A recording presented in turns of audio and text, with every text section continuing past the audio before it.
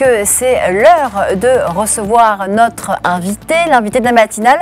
Et ce matin, j'ai le plaisir d'être en ligne avec Abdelhafid Oualalou, vice-président de l'Institut marocain des relations internationales. Bonjour. Bonjour, je suis à vous. Alors, Abdelhafid Oualalou, l'ambassade des États-Unis va être inaugurée dans quelques heures dans la ville d'El-Quds, la ville 3 fois sainte. Il s'agit d'un geste historique de la part du président américain et ce à l'occasion des 70 ans de l'État d'Israël. Dites-nous d'abord quelle est votre réaction face à cet acte inédit dans l'histoire des relations internationales. Vous avez dit que c'est un geste historique. Je voudrais dire que c'est un cadeau empoisonné que Trump a offert à Netanyahou et à l'État d'Israël.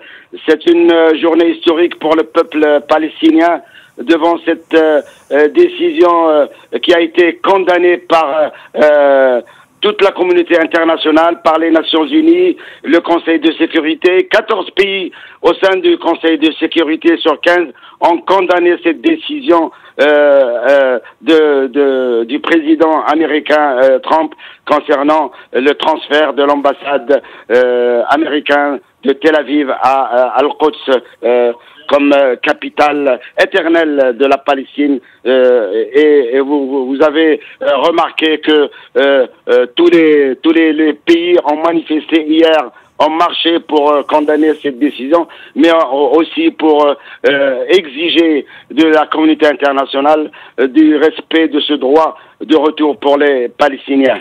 Alors, beaucoup de manifestations, effectivement, dans le monde contre cette cérémonie. Alors, à quel scénario s'attendre, justement, Abdelhafid Oualalou? Car au-delà du geste et de la cérémonie américaine, il y a la date, ce 14 mai, qui correspond à la création de l'État d'Israël, qui célèbre d'ailleurs ses 70 ans, un anniversaire synonyme de Nakba pour les Palestiniens. Effectivement, ce 14 mai représente pour les Palestiniens, comme pour les pays arabes et musulmans, une date qui permet de dire que c'était une grande catastrophe pour l'humanité, puisque en 1948, Israël a expulsé plus de 800 000 Palestiniens de leur ville, de leur village, qui seront détruits par les forces armées israéliennes.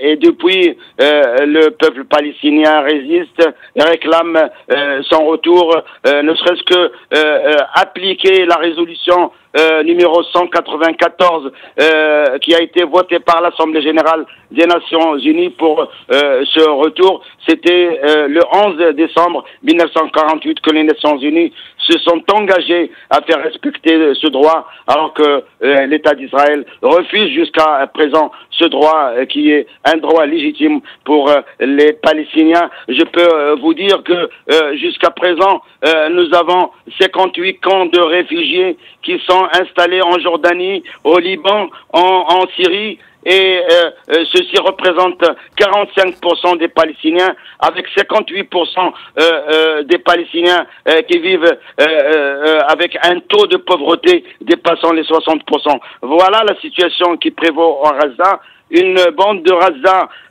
avec plus de 1,5 million de Palestiniens qui sont bloqués et qui sont encerclés par l'État d'Israël. Et c'est normal que ces Palestiniens marchent aujourd'hui vers les frontières avec l'État d'Israël pour réclamer leurs droits, le droit de leurs parents, de leurs grands-parents, pour aller dans leur village. Alors que la Palestine a été toujours une terre arabe.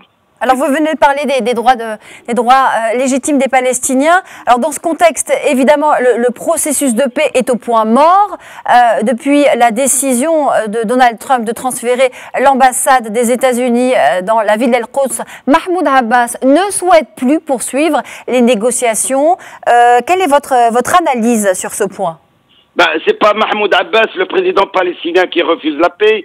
C'est lui qui a toujours encouragé tout processus de négociation. Les pays, même les pays occidentaux, la France avait pris une initiative tout dernièrement qui a été rejetée par l'État d'Israël. Mais malheureusement, ce sont les États-Unis qui était derrière tout processus de négociation. Actuellement, avec cette décision de M. Trump, il se retrouve en dehors de tout processus, et Mahmoud Abbas avait bien déclaré, juste après cette décision de Trump, que Washington ne peut plus jouer le rôle de médiateur de paix et Al-Quds restera la capitale éternelle de l'État palestinien. Bien sûr, Sa Majesté le Roi avait fait part à M. Trump en décembre de sa profonde préoccupation suite aux informations à l'époque récurrentes sur l'intention de l'administration américaine de reconnaître Al-Quds comme capitale d'Israël. Alors que Israël refuse tout processus de paix, mais ce sont les Palestiniens qui maintenant se retrouvent devant une seule alternative,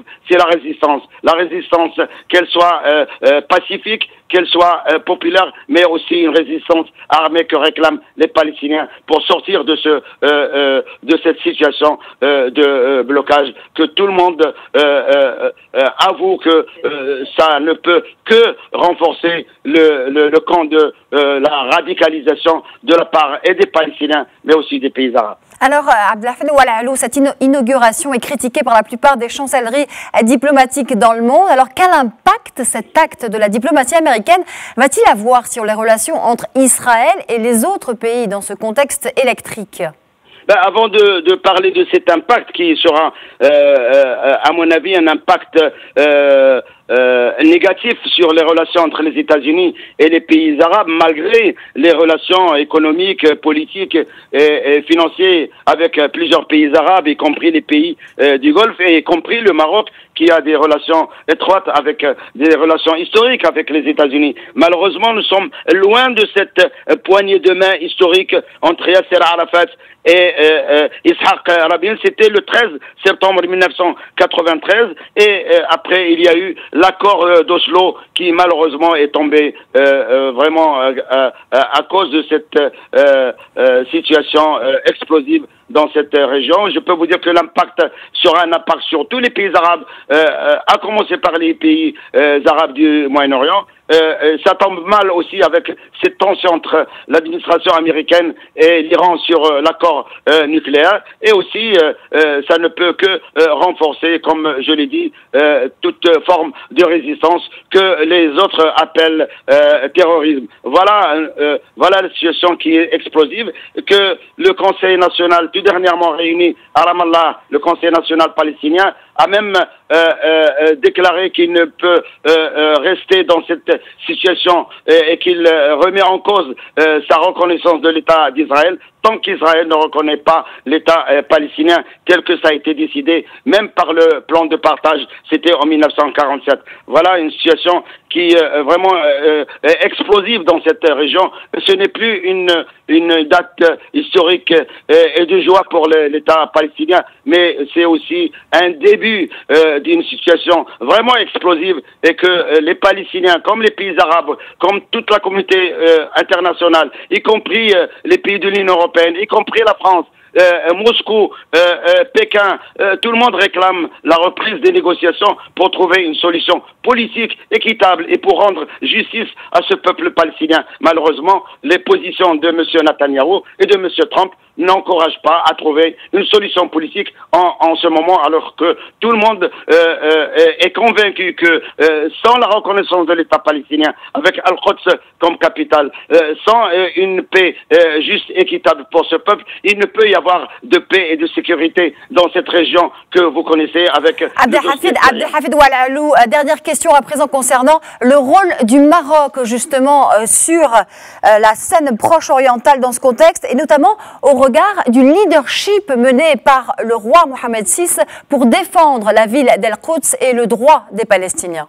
Effectivement, je vous ai rappelé le message qui a été envoyé par Sa Majesté en tant que président du comité Al-Quds au président des États-Unis. C'était au mois de décembre, juste avant la décision de M. Trump. Sa Majesté exprime sa réprobation vigoureuse de toute action de nature à compromettre le caractère multiconfessionnel de la ville sainte. Al-Quds, qui est une ville des trois religions, Al-Quds, qui est une ville de tolérance et de paix, voilà, elle devient maintenant une ville où la tension est vraiment inacceptable pour tout le monde. Sa Majesté, avec son leadership, que ce soit dans le monde arabe, que ce soit dans le monde musulman, que ce soit en Afrique, espérons-le que son appel sera écouté et que tous les pays arabes reconnaissent le rôle de Sa Majesté en tant que président du comité Al-Quds et aussi en tant que président de l'agence pour Al-Quds, où vivent encore des familles palestiniennes à Al-Quds, la ville sainte, et qui résistent à cette occupation israélienne depuis 1967. Voilà, pour nous, c'est un appel à la paix, c'est un appel à la tolérance, mais aussi un appel à faire justice au peuple palestinien. Et le peuple marocain ne peut que exprimer sa solidarité, comme il l'a fait hier à Rabat, dans une marche populaire et pacifique, pour dire non à l'injustice, oui à la paix dans cette région Merci infiniment. Merci infiniment, Abdelhafid Oualalou. Je rappelle que vous êtes vice-président de l'Institut marocain des relations internationales et que vous étiez en ligne, en direct avec nous depuis Rabat.